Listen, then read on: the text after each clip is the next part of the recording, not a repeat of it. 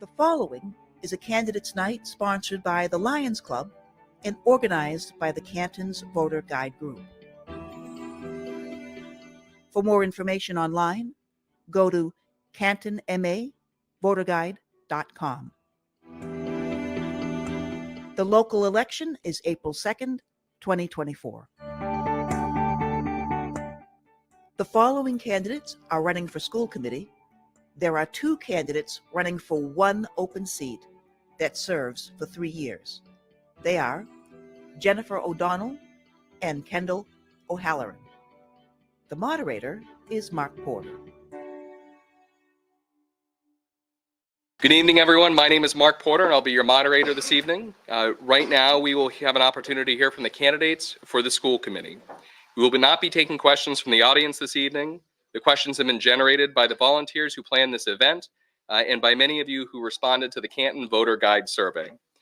While there are many interesting and important issues, for this evening's forum, we prioritize those questions focused on the future, not on the past. We've avoided issues that we felt have been discussed heavily in other public forums. We tried to choose questions that will allow the candidates to differentiate themselves from one another. We tried to ask questions that we felt were fair to both incumbents and folks running for the first time. I will note that the candidates did not receive any of these questions in advance. Now to the format. We'll start with a 2-minute opening statement for each candidate.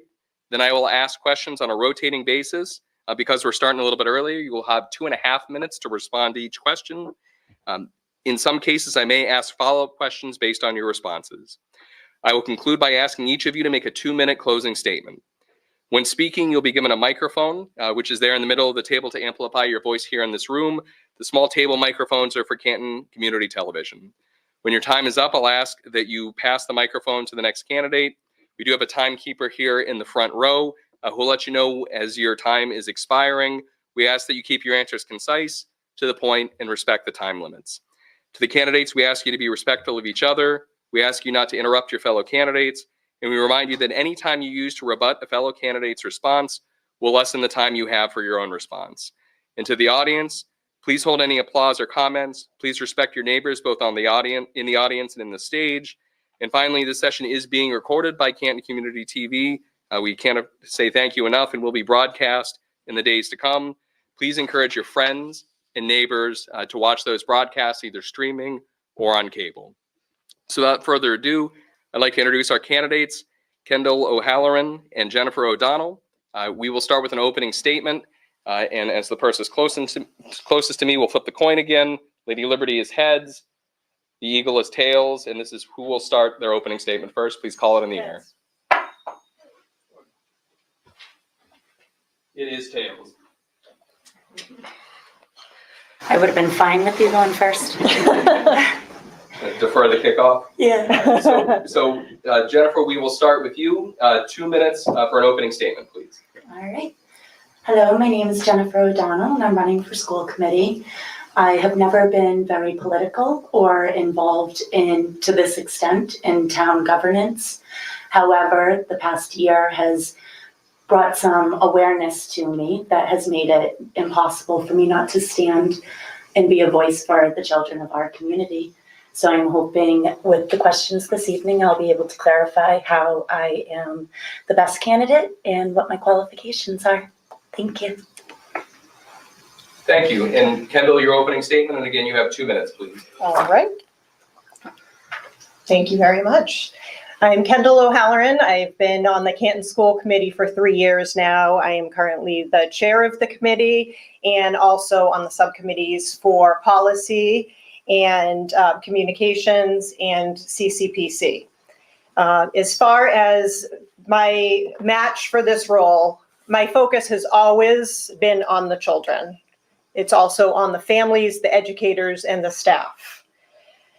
I believe in all the children, not some or most of the children, but all of them having the right. I believe in equality, inclusion, and doing the best by the children. That's a life priority for me. Similar to my opponent, I do not have political aspirations. That's not where I came from. That wasn't one of my things that led me to here. It was quite honestly when I had children and when they started going to school, to preschool, getting involved, seeing how I could better the experiences that they had. Thank you. Better the experiences they had, enhance, help with parties, help with field trips, and it just grew from there to be able to get more and more involved with the schools through the CAPT, the Canton Association of Parents and Teachers, through the school, and ultimately through the school committee and different organizations in the community that I help with. I'll leave it at that for now. Thank you so much. Thank you. And with the rotation, Kendall, the first real question is for you. Okay. Can you describe in your own words the role of the school committee? 2.5 minutes, please. Absolutely. Thank you very much. Very important question, because I think this is often misunderstood for the roles of the school committee. And I know we've heard a lot this year, misconceptions about it, and definitely clarification of that is very helpful. So there are really 3 main roles of the school committee. It is to oversee the superintendent.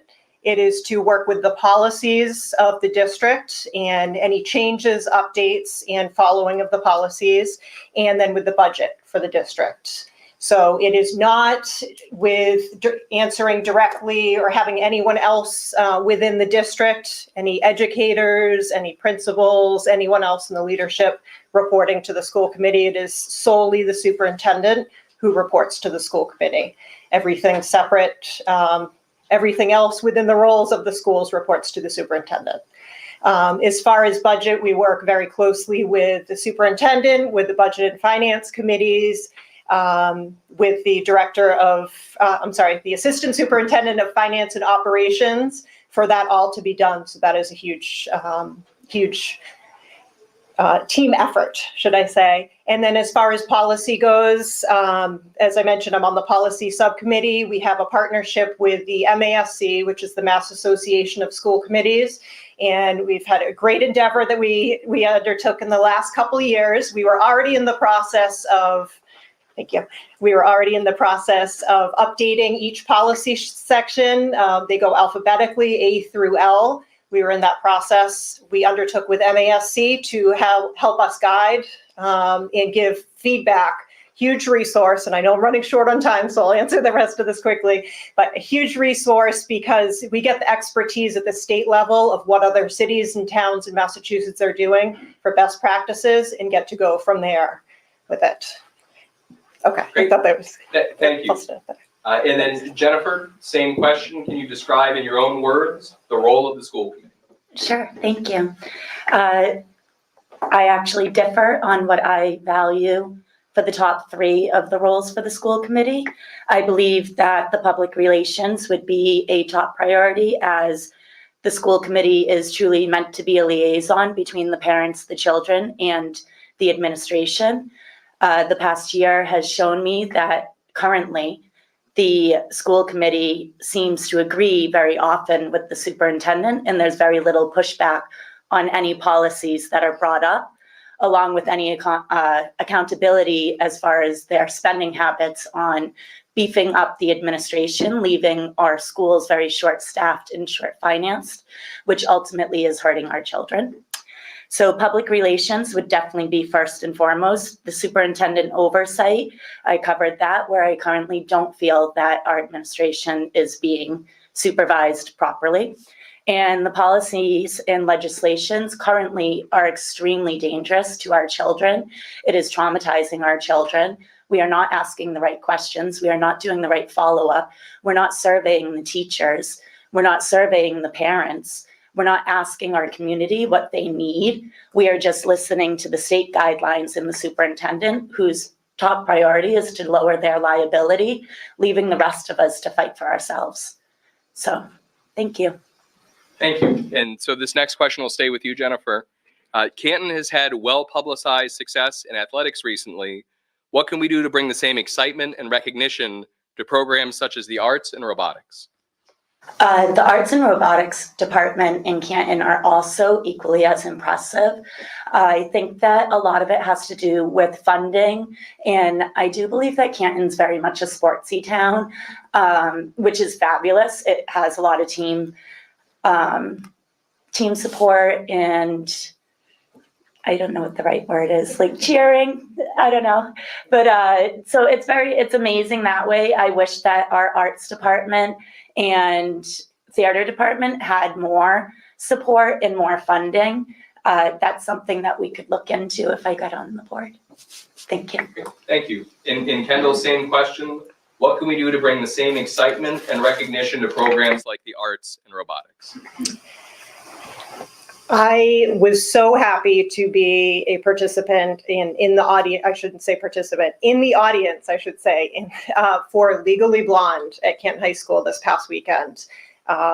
Phenomenal production. I cannot say enough about it. I can say I went with some other people who had not been to one yet and were blown away. And blown away by the performances, by the costuming, by the music, by the singing, dancing, the innovation off of the original script, even to the level of, since it was being performed on St. Patrick's Day weekend, they incorporated some Irish step dancing, which is not in the original production, but really specializing it to the community. I think that there is a huge support for the arts in Canton. That being said, there always can be more, and I encourage that. I think one of the biggest indicators of the support for the arts is the MSBA vote that we recently made for the project, voting for a full auditorium, and not just a full auditorium, but an 800-seat auditorium, which will be equivalent, more or less, to the size of the high school auditorium at the new Galvin Middle School, showing our huge encouragement and involvement in the arts and how important it is for students, not just, as you mentioned, for sports, but really for well-rounded experiences for people that may like the arts, performance, singing, musical performances more than athletics, because we have a very diverse population and we want to make sure that we're representing and giving equal opportunities to everyone. Great, thank you. So Kendall, this question will start with you. How would you continue to improve the quality and timeliness of communication between the administration and parents? Very good question. Well, it is definitely a moving target for that. I will say that we, the school committee, the administration, everyone are very humble members, knowing that we and nobody are perfect and always trying to learn and improve and very open to the feedback for it. We are in the process of improving communication greatly even now, as it has been throughout the past, but we have social media pages that many may have seen following on Facebook, on Instagram, LinkedIn, communication to parents with newsletter, emails from the superintendent. We, I think, do a great job at our meetings, giving updates there. Many different ways, but we're always open to feedback, I guess, is the biggest thing. I will say, going back to the MSBA project, because that's such a big endeavor in the fall, we had multiple forums because we wanted the feedback from the community. And we had a different topic for each forum, giving the floor basically to the whole community, and emails, surveys, all kinds of things about what people wanted to see. We want this not just to be for the students in the 5 through 8 that will be there, but for the whole community, a resource of auditorium, as I mentioned, double gym, outside space, and walking areas, really a feature for the whole community. So things, forums and things of those natures, just like we did with MSBA. Great, thank you. And then Jennifer, same question. How would you continue to improve the quality and timeliness of communication between the administration and parents? To continue to improve it would be to start from scratch currently. I do not feel that the communication between our administration and our parents is going very well. I think that when they did away with surveying our parents and teachers and made their answer be that they would like to see the trickle up effect, where the teachers can go to their supervisors, and their supervisors will then go to their boss, and their boss will then bring it to the school committee's attention if they feel it is something that we need to be involved in. And I find that to be extremely dangerous. So I would encourage that we actually communicate with our community, answer our parents, provide the information that they are asking for, not give the runaround, not delay tactics. And value our children's safety and value our opinion. Thank you. Thank you. And so this next question, the microphone will stay with you, Jennifer. Canton High School recently began offering Italian with some of the funding coming from a private donor. What role should private donations play in influencing curriculum offerings? To be honest, I'm not very fluent with what the guidelines are. I hope to learn more when I make it onto the board. I do think as far as any anonymous donation made to anything that involves children, I think it can most likely be a very slippery slope. I know that there was an anonymous donation made for the lights over at the Kennedy and or the snack shack over at the Kennedy. There was, it's on video. But anyways, that raises concerns of mine because we don't know what the intent behind the donation. We don't know what they're getting in a trade-off for the donation. So personally, I don't understand the idea behind it having to be anonymous. While I appreciate the generosity from members of our community, I just want to make sure that there's no dealings that are being made. And so I think transparency is a bit better. Thanks. Thank you. And then so Kendall, same question. Canton High School recently began offering Italian with funding coming, at least as I understand, partially from a private donor. What role should private donations play in influencing curriculum offerings?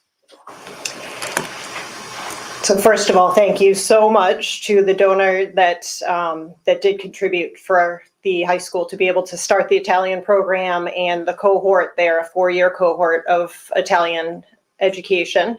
And it is a little bit tricky of a question because as much as we fully appreciate donations for sure from anyone in the community for very good, generous reasons, giving reasons, and especially in terms of offering another language, we do have to balance that whenever there is the option or whenever a donation is offered, we do have to balance that with the educators, the administrators, and the district being the educational professionals that need to set the guidelines and do set the guidelines.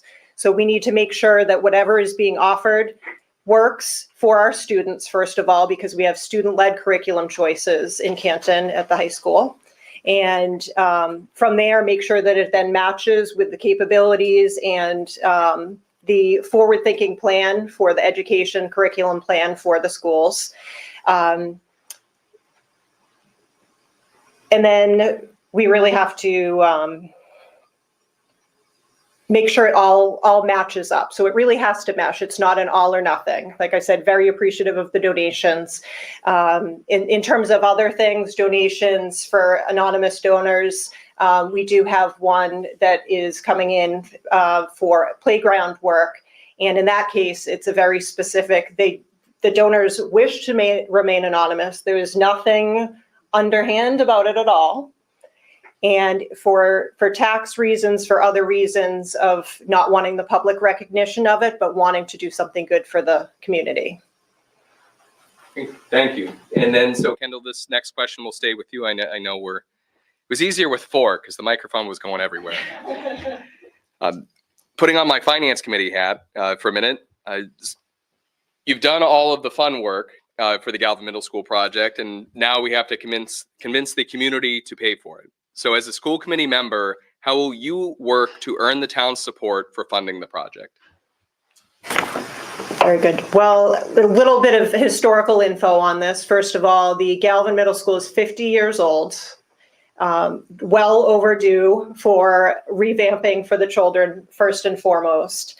As I mentioned before, we did many forums in the fall to make sure that the design, the whole experience of what we are putting together, what the designers, the architects, everyone are putting together is exactly what the community wants. We want buy-in from the community. We want involvement. We want feedback of what shouldn't be there, what isn't important, everyone to be invested in the experience. We continue to have, as recently as this afternoon, email communication out about a meeting that's going on tomorrow with the school building committee, and involvement, invitation for people to attend, to watch online, to make sure that people are part of the process the whole way through. So in terms of things that we have coming up for it, moving out a little bit on the schedule, but November of this year will be a special town meeting in terms of the vote for it. December will be a debt exclusion vote, and many steps, and I cannot underscore how many steps there have been from multiple committees going back quite a ways, from Assistant Superintendent Sarah Shannon authoring the original document to start us into the MSBA process successfully a couple of years ago, right up until now. These meetings continue all the time with the different committees, getting us there, getting the feedback. The MSBA has given very high praise for the educational vision and the plan that we have, and that's really what is working towards the design of the building. A lot of collaborative space also for students and educators, community spaces, as I mentioned. And the estimated cost at this point is $232 million. That is quite a fair amount that will be paid on percentage-wise by the MSBA, because we entered into the process. That percentage has not been confirmed yet, so we will let you know. But we do hope that in September 2028, which is the target, that hopefully we're opening the doors to a brand new school. Might be when my kids are starting.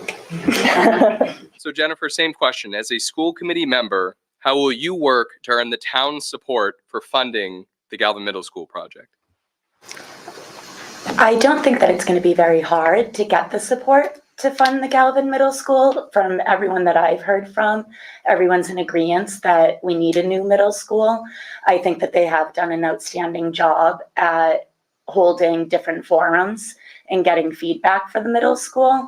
It's clearly something that the administration wants and has put a lot of focus into. So I'm supportive of it. I think that a lot of our schools need some care. Great, thank you. And I certainly support the project. I'm glad that the two of you are optimistic. Obviously, we have lots of voters that are parents, and we have lots of voters that aren't parents. So we'll hopefully all be able to pull together and get that project done.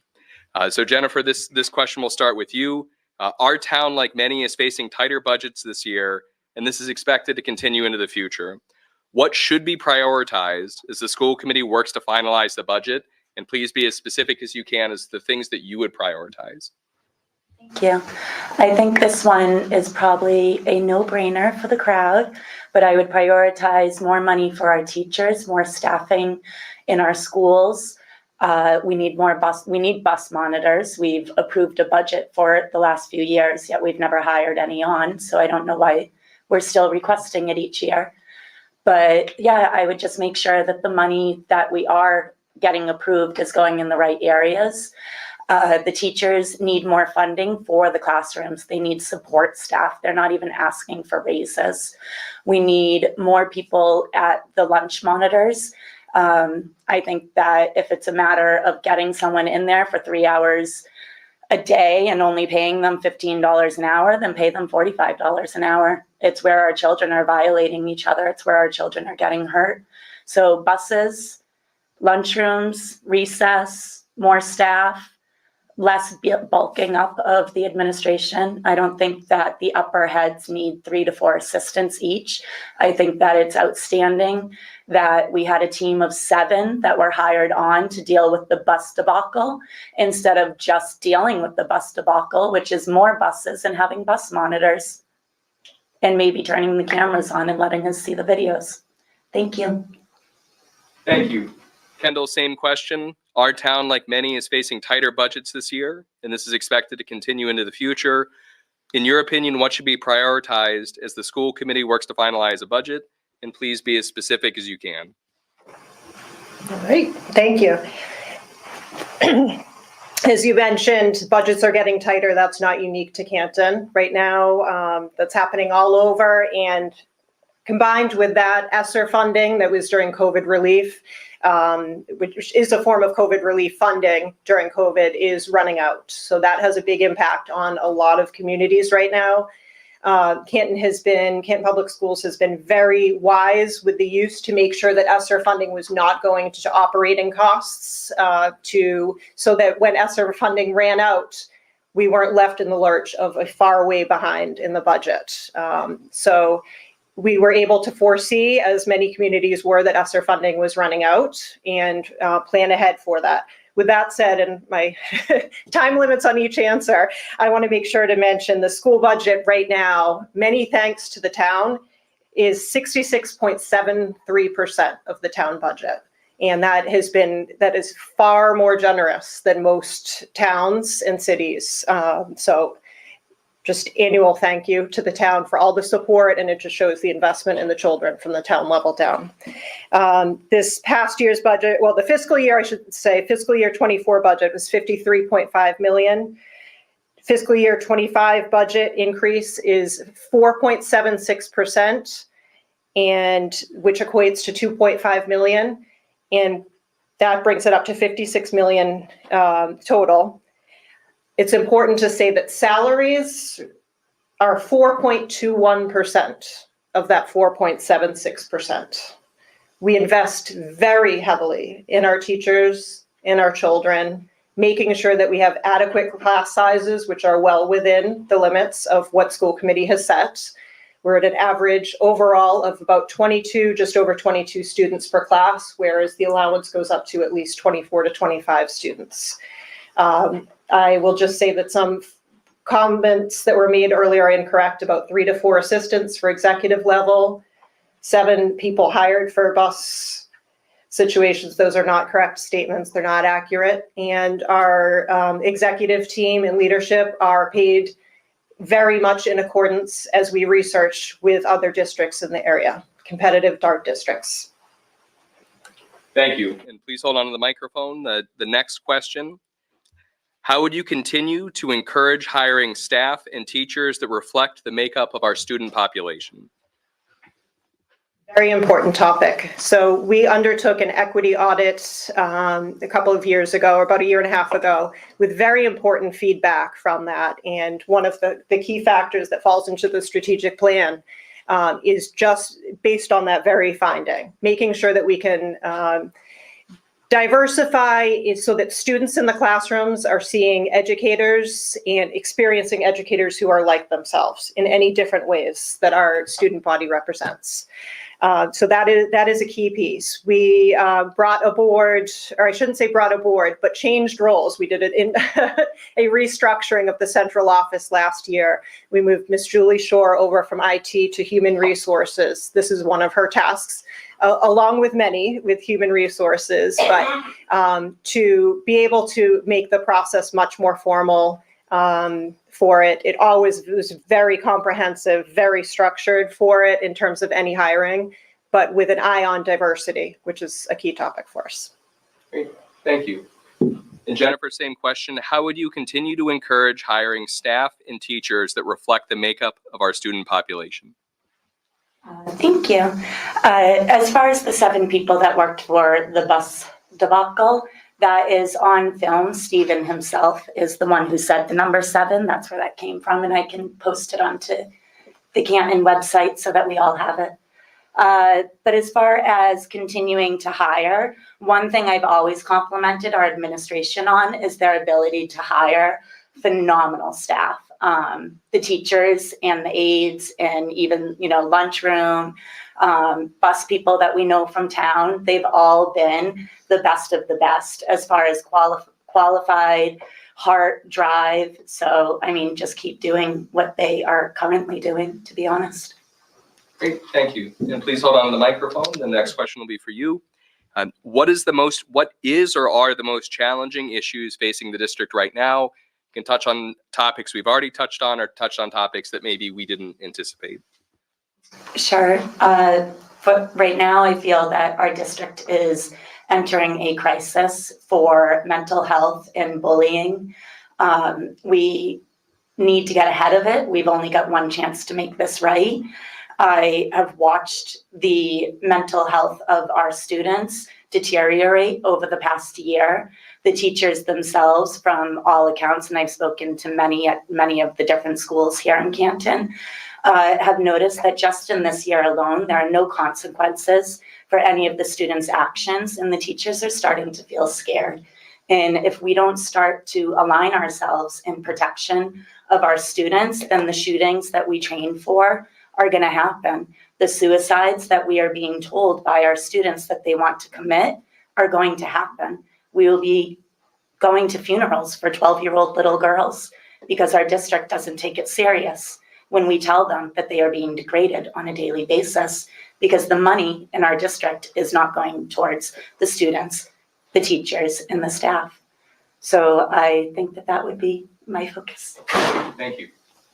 In Kendall, same question. In your opinion, what are the most challenging issues facing the district right now, either that we've talked about already or things that we may not have anticipated?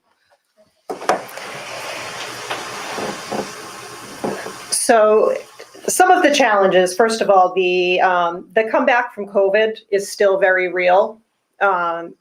We've all lived that. The children are definitely living that. We're seeing that in unprecedented numbers of enrollments, special needs, IEPs, 504s, et cetera. And so we know that there is learning loss, social emotional needs from that. So I wouldn't say that mental health needs at all are a new thing. That very much was amplified by COVID. We take that very seriously. Any case at all is fully investigated at the district level. If it is requested by the family, if they're not satisfied with that, it then goes to the DESE level. And then it actually can go to a different level. So there are some investigations that have gone 3 separate levels for it. And we take that very seriously. So our policies, our handbook, our approaches of people working together. We have different groups in the schools to deal with mental health. The Green Bandana Project is one at the high school that's very real. They actually wear or have on their backpacks. It's called a green bandana because they have a green bandana that go on their backpacks to know that they're a safe person to talk with in case anyone is feeling any type of insecurity or any thoughts of self-harm. So it's very important to work together on that. But I do believe that the biggest thing is our fractured community right now, and the fact that adults are bullying and harassing adults and cyberbullying other adults. And that's a terrible thing to show our children. We need to show children the way we want to act, not be hypocritical about it, but make sure that we are showing them the way they should be acting. Great. Thank you. And we're making good time, so I apologize. I promise I'm on my phone just to pull up some extra questions. I don't think that there are any of my Cleveland sports teams that are playing tonight. Can you tell me your thoughts on the diversity, equity, inclusion efforts at the district level? What's gone well and what needs improvement, specifically with DEI? And Kendall, this would be yours first. Okay, sure. So what has gone well and what needs improvement? Yes. For DEI?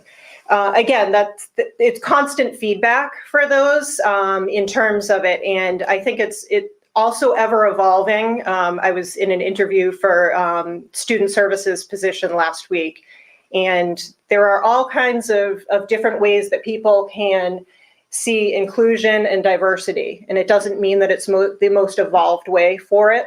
For example, having a student in the classroom, just because they're not sent out of district, they're being included, but their project that they're working on in the classroom is separate from the rest, does not make an inclusive practice.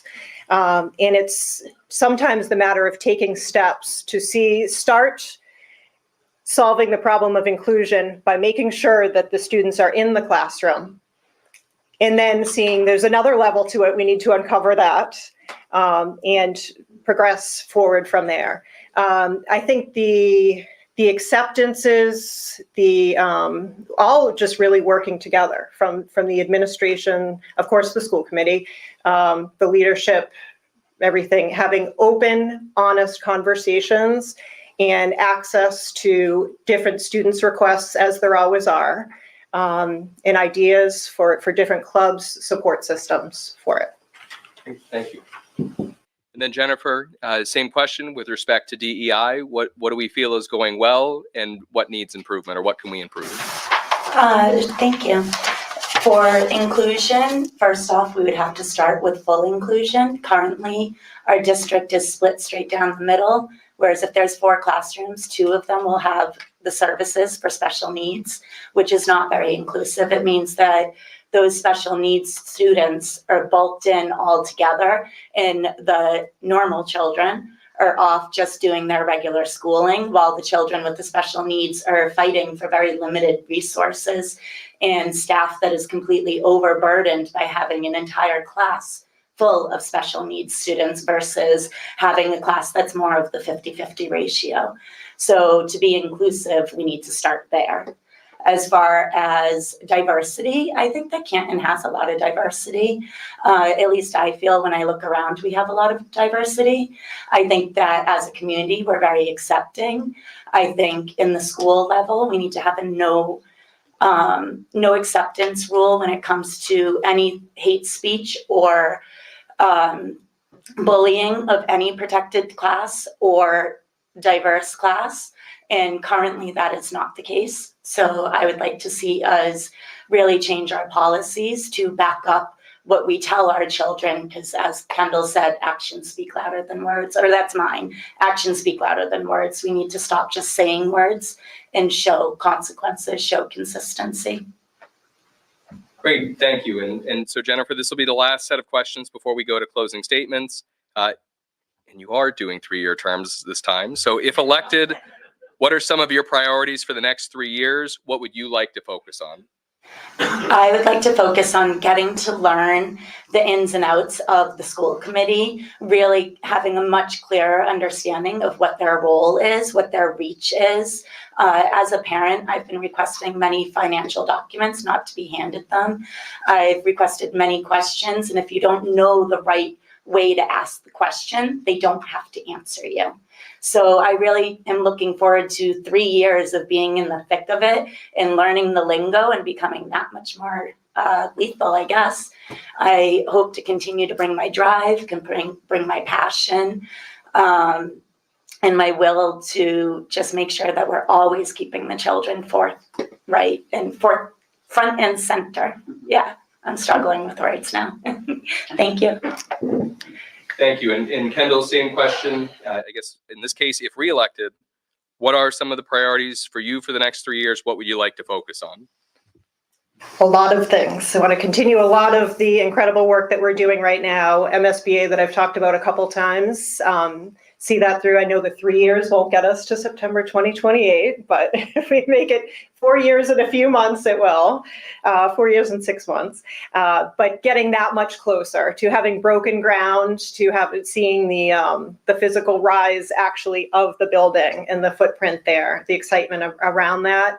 And with that coming the shift of the 5 to 8 grades being in the Galvin. The continued policy work, enhancement of that is something that's always changing. Policies, state recommendations, things that happen. I mean, certainly with COVID, just that changed a lot of the policies. So policies being continued to be up to date even after we finish the whole MASC review of the A through L sections. We will go back to the format that we had before the MASC review to make sure that we're continuing to go through and see anything that has changed, that those are updated completely. Learning from our students and celebrating our students, because they're really who bring us the joy. And they give us so many of the ideas of what we should focus on. Trying to think of other things. And it's absolutely with our strategic 5-year plan and the information we have from the equity audit. We used an acronym for that. Actually, I have to give Ms. Emma Cummings credit for that, who came up with the acronym for it, the REACH acronym. So really trying to learn and incorporate these core values on a continuous basis. The R being respectful and collaborative relationships, E for educational equity, A for academic and personal excellence, C for community engagement, H for high quality teaching, learning, and leading. And I think that key focus is making sure that another key focus right within that is making sure the respectful and collaborative relationships, because when we work together, we are much stronger. if we are trying to tear people down or be divisive about things, we don't get nearly as far as we do in working together and being collaborative to move forward. Great. Thank you. And this really isn't germane to the election, but do you know what year you have to be on the school committee to get your name on the plaque? It's pretty cool to have your name on a plaque. Like you walk in. I never even thought about a plaque for it, so I have no idea. I didn't know about it either until I saw my name on a bridge, and I'm like, oh my, yeah. Yeah, a lot of people don't like the bridge though, so we don't have to talk about that one too much. But that was, yeah. Is your name on the new sign before the bridge? No, the Pleasant Street Dam. Okay. But that was the surprising thing about town service, that you get your name on stuff, which means that if it goes wrong, people remember you even more.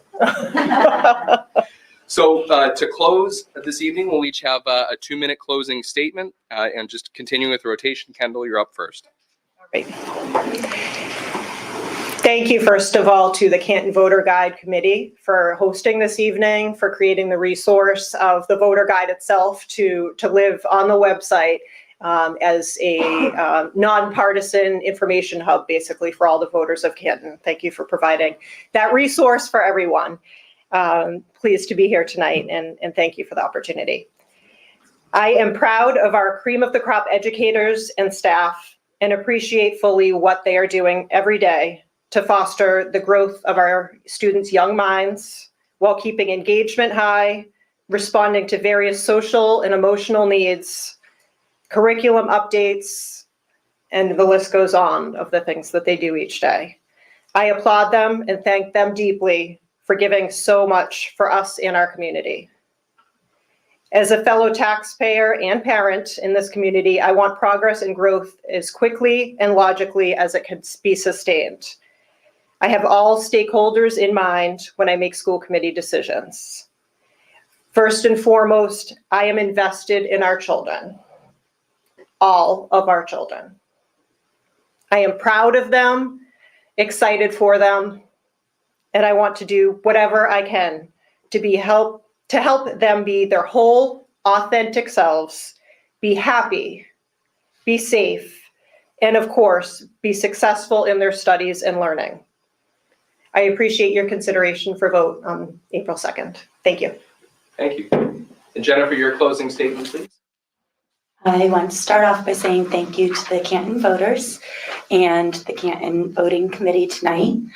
I want to say I'm not a politician. I never came here to know as much as Kendall does know on this platform. It is quite impressive. The 3 years that you've had in the seat definitely shows. I hope that I'll be able to learn nearly as much as you have. I promise the community that I'm going to fight for our children. That's all that I'm here for. I don't need to be friends with anyone else on the committee. I don't need to be friends with the administration. I just need to be in collaboration with the parents and with our teachers. And I am telling you that they are not currently in collaboration. And I'm not here to tear anybody down or be the gloom of what's happening in our district. But the reality is that our children are being harmed every single day. And unless someone like myself stands up to the administration and puts all that they have into it, our children are going to be dead. And I don't want to see that happen. I stood 5 months ago and said we would have threats of shootings and we would have threats of suicide. And here we are 5 months later. It's already happened at our junior high. And my 8-year-old son is now suicidal due to the bullying and roasting that happened at the Luce Elementary School last year. And the collaboration that the administration seems to think that they have has ended with me sitting here fighting for a seat on the board. So I think that should speak volumes for the collaboration that they seem to think that they have with our community. And that is why I am here today. And I hope that you vote for me April 2nd, because I'm not going away.